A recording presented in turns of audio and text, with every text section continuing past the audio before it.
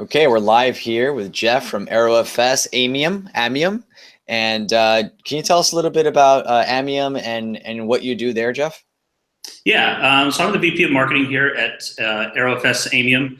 Amium is our new product that we just released in August. It's a collaboration app that makes it easier for teams to collaborate on files. So you can kind of think of it like Slack plus Dropbox. So you can have one-on-one conversations, group conversations, but what really makes us different is we have what we call file channels where people can collaborate on files together. So we handle the versioning of the files, syncing the latest version to everybody's devices, just like a file sync and share product.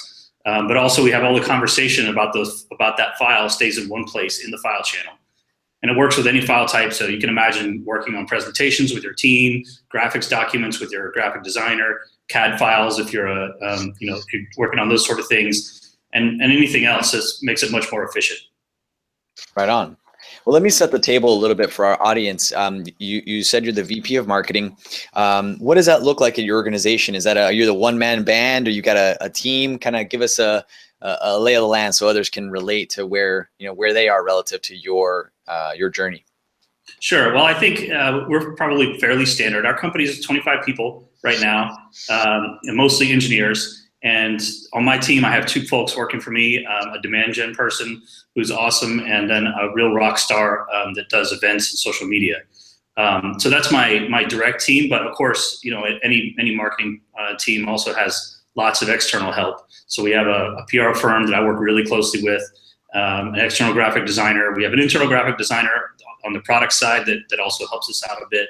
And then we have teams that help us out with SEO, PPC, things like that. Sure. Well, since you have a team kind of directly under you, I'm curious to hear how you and your two teammates use Amium to work together better in marketing specific use cases. Well, I think we probably get the most use out of it of anybody in the company. Everyone uses it, but we certainly use it a ton because we have so many files. For example, this morning, my CEO's on vacation in Toronto, and my events and social media person Rachel is sick today, of course. So we're all able to continue working because we want to sign up for some trade shows before the end of the year, and we're all able to continue working remotely on the same files. She puts all the prospectus in a directory, and makes notes in the file channels, and then we can go in and take a look and decide what we want to do. So that's just an example of how we use it today. But of course, we use it for just about everything, whether it be web design files or anything like that. Nice. And then when we spoke at the Internet Summit and Rally, you were telling me that you guys recently launched Amium. Would love to hear you walk us through your marketing launch strategy. What were you thinking about? What ultimately did launch, and kind of what are some projects perhaps you put in the back burner, and why? Yeah, so we did launch it, I believe August 2nd of this year. Our co-founder and CEO, Yuri Sagalov, is a YC part-time partner, Y Combinator part-time partner. So we have access to some things that maybe some startups don't. For example, we know the Product Hunt folks very well, and Hacker News, of course, is part of Y Combinator. So those are two of the places where we really focused our efforts to start with.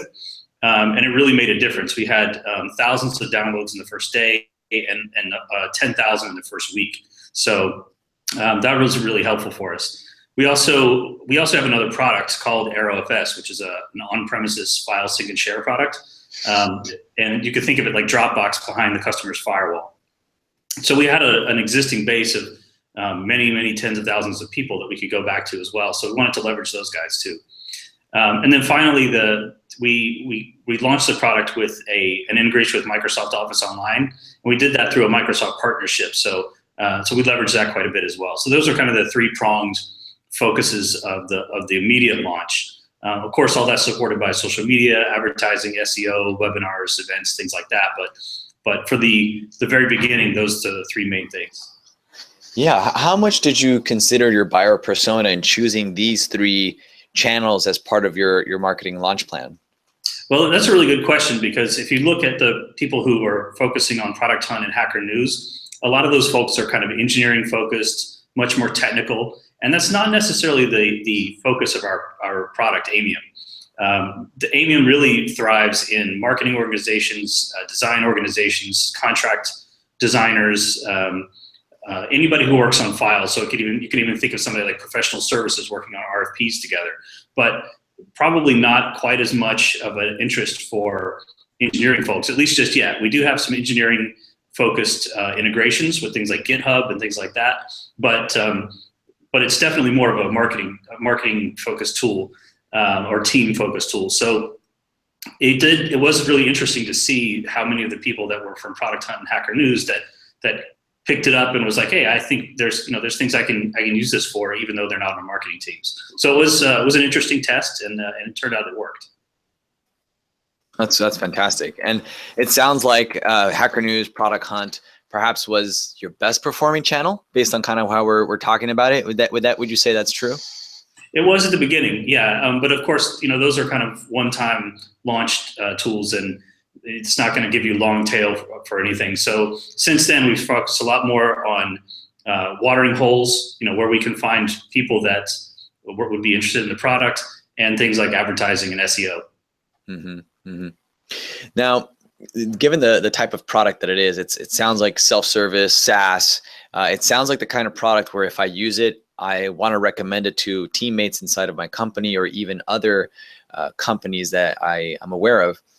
So I have to assume there was some conversation about viral and viral coefficients at the beginning or during the marketing launch plan. How did you think about that, and did it work how you wanted it to? Yeah, that's another good question. We of course have detailed documents about increased virality and sharing. The product lends itself to that naturally because it's a team-focused product. It's hard to collaborate by yourself. But when we start to work with external collaborators, so when I was talking earlier about our PR firm and our external design firm, right now the product doesn't have a lot of robust capabilities for that because it's brand new and we wanted to focus on internal first. But in Q1 next year, we're building a lot of that stuff, and that's really where where the virality will get interesting. We do have some incentives, things like if you share it with a certain number of people externally, you'll be able to get more storage or other perks like that. But we haven't implemented any of those yet because so far we just wanted to get the basics going, making sure that worked and people were liking it. And then next year in Q1, we'll start those viral capabilities. Mm-hmm. Well, tell me about how you measure success, both in the short term and the long term, as you execute the marketing launch plan. Sure. Well, we do a lot of measurement.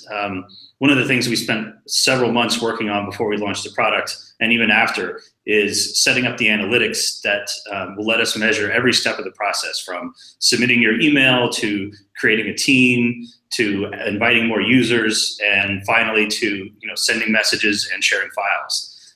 Because we want to make sure that people are using it and they're not dropping off at different parts.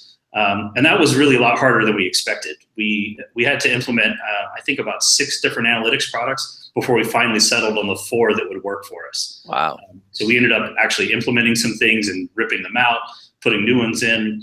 And a lot of that had to do with the way the pricing models worked, but also the fact that they're not always designed for marketing. A lot of times they're designed for success teams or customer service. And so it's really not as easy as you'd expect to get the reports that you want out of there. But we did find some things that worked, and we're getting the measurements that we want now. But to answer your question, how do we measure success? It's definitely starts with conversions. So getting people to sign up for the product, that's the most important one. And then after that, the stickiness, are they using the product? Do they continue to use it after the first 3 days, the first 7 days, things like that? Yeah, so I want to ask so many different questions here. I'm gonna put a pin on success, conversions, and stickiness, and measuring kind of the cohort analysis there. Before we go to that, though, I want to know what was the secret recipe of the 4 pieces of software that you used to set up your analytics. I think our audience would be very curious to know about that. Well, there's a lot of technical pieces to it, but the biggest pieces were that we've had the engineers on our team have certain outputs that they've already built in. So we use our own API for this, and then there's the next piece is actually called segment, which takes that information and transforms it a bit and makes it available to other pieces. So we're also using Tatango and Heap Analytics as well. So from a marketing standpoint, we touch Heap Analytics and Tatango, and we have to use both those products because each one of them doesn't provide everything we're looking for. So what I do, we have a daily sync up on the executive team where we look at all the numbers from the previous day and also the previous week. And so I have to actually use both of those products to pull out the data, put it in a spreadsheet, and then that's the spreadsheet we look at every day.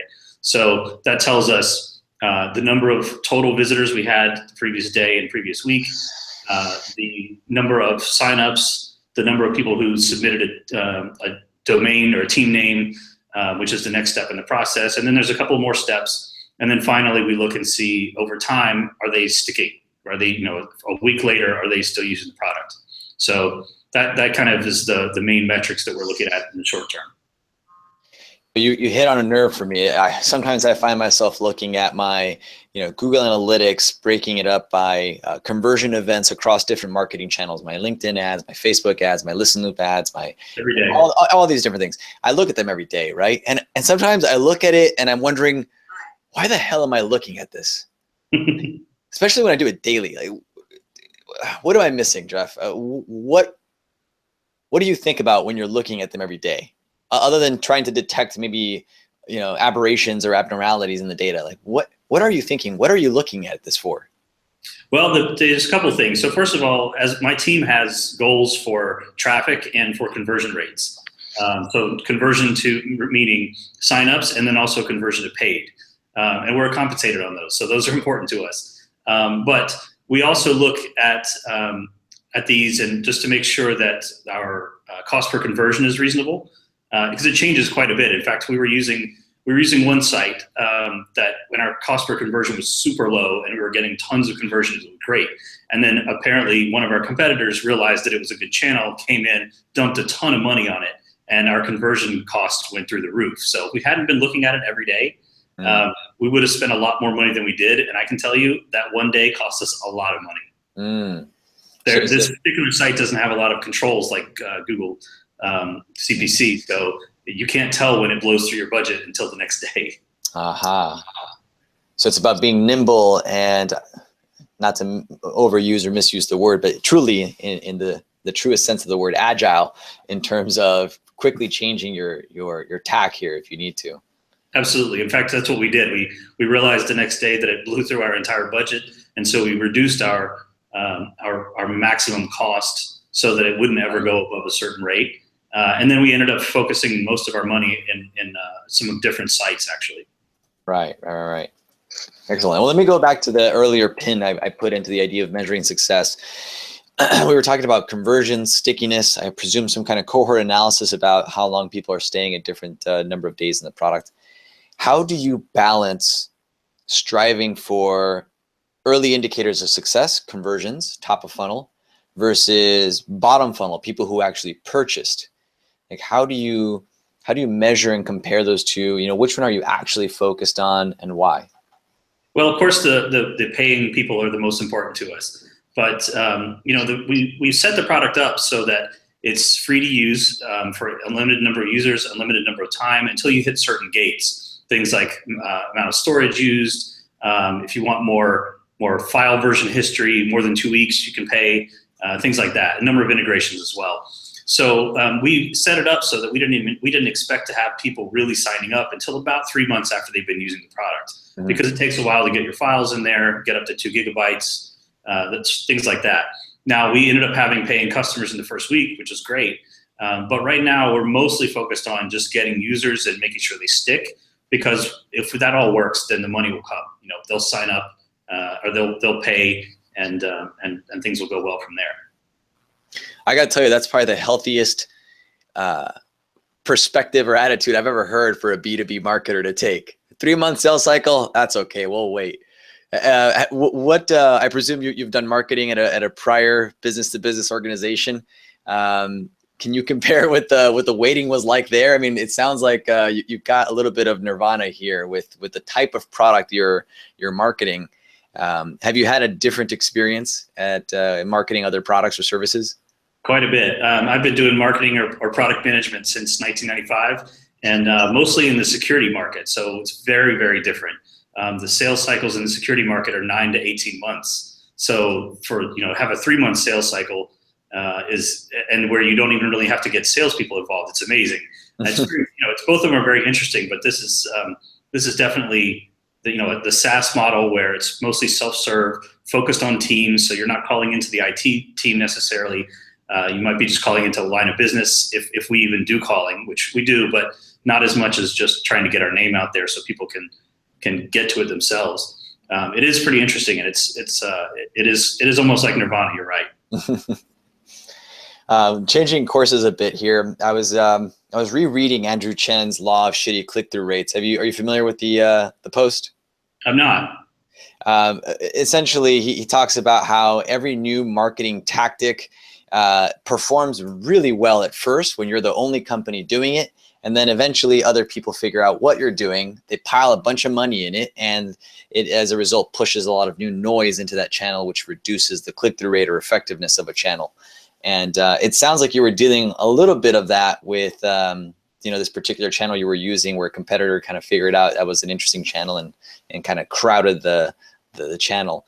I was going to, that as a baseline. The question for me, for you rather, is, how do you see that happening, and how do you deal with it? How do you explore and find new channels yet make time and leave budget to exploit the ones that work well for you? Yeah, that sounds very familiar because that is exactly what happened. I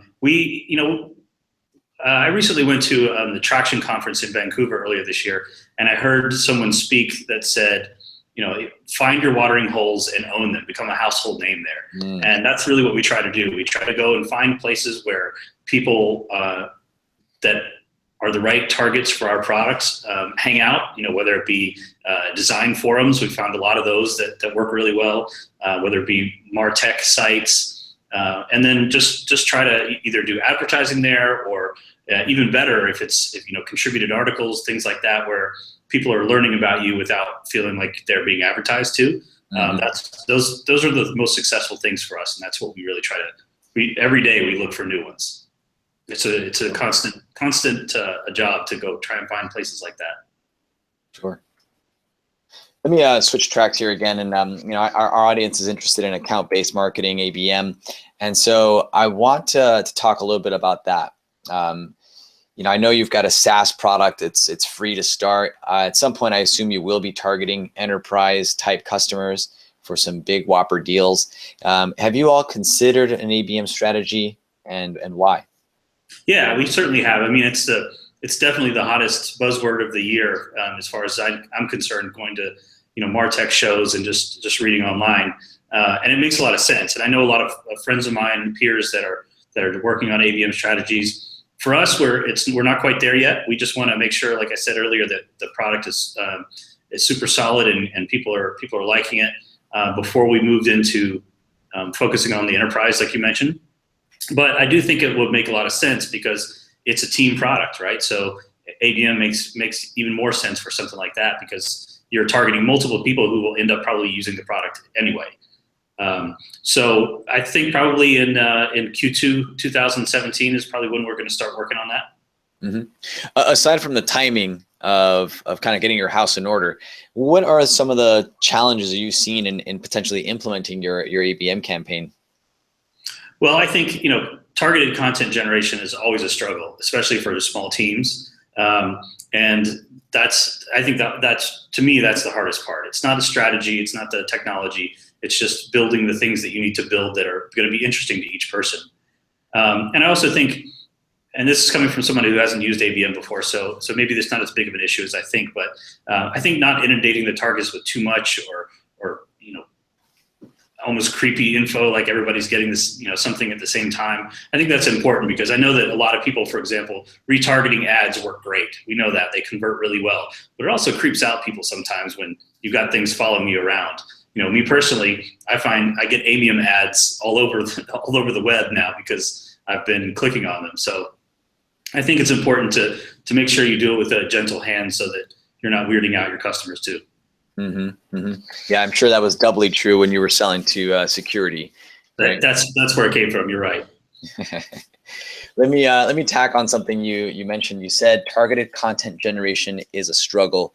I love that phrasing. It's something that I'm hearing. If ABM was the buzz in 2016, I think quote unquote dynamic scalable content is probably going to be the buzz for 2017.